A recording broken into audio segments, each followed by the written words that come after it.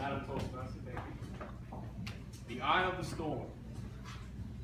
The eye is the calmest part of the cycle. It's the very, very center of this devastating, monstrous storm. It has the lowest barometric meter, the lightest winds, and the clearest skies. Immediately after this eye surrounds what you call the eye wall. In the eye wall, you have the most horrific storms with the highest winds, and where the eye wall sits, it completely obliterates. Just as the eye of the storm sits in the center quietly, watches the rest of the cyclone move around and shift, it's just how a leader observes and watches everything around it. A leader is decisive, assertive, and moves swiftly, does not stop. But it guides the storm in the process. I remember back in the summer of 2013, when I was working for the Department of Corrections, the state of Florida, the department went from 8-hour shifts to 12-hour shifts. I went from the most laborious shift from 4 to 12 to the graveyard, the night shift, the dead shift, the 12 p.m., should I say 7 p.m. to 7 a.m. Blow my brains out with that shit. A lot of accounting, accountability, counting and counting and counting and counting more. Not anywhere near my nature. But I was placed in the confinement unit, which is the most exciting unit of all on the compound. Solitary confinement, AC confinement, anything that has to do with somebody that's already in prison and needs to be in even more control, I was dealing with. Pretty fun and exciting. Out of my work ethic, I was placed in this unit. Number one, because I had experience, and number two, because I liked to work. And the people that were on this shift previously, not so much. So they will pale in comparison. And very quickly, I had friction with the captain of the ship.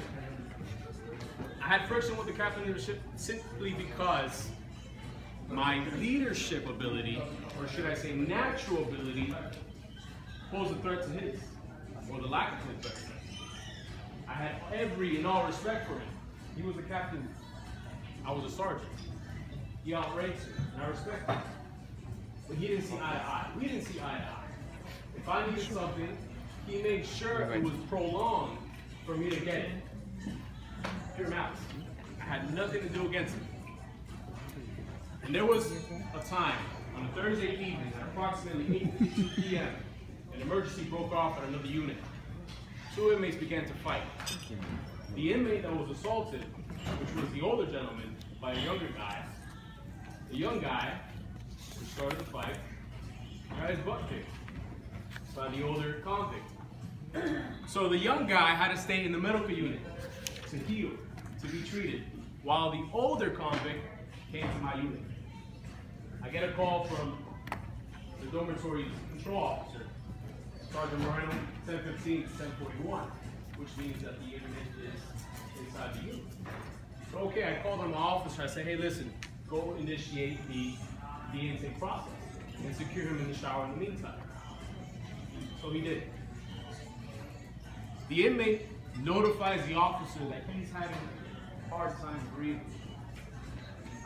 And the officer notifies me. I said, okay. The officer notified the previous dormitory to get him his medication, because the inmate advised that he was going to be taking the meds this evening, but then he got into the fight.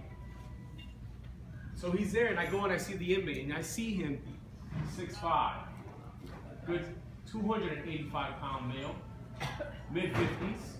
He's been down for about 15 years, so he knows the routine, and he keeps himself up to shape. He was panting. He was breathing hard. He was slow and responsive. And he told me, Sarge, I need my meds.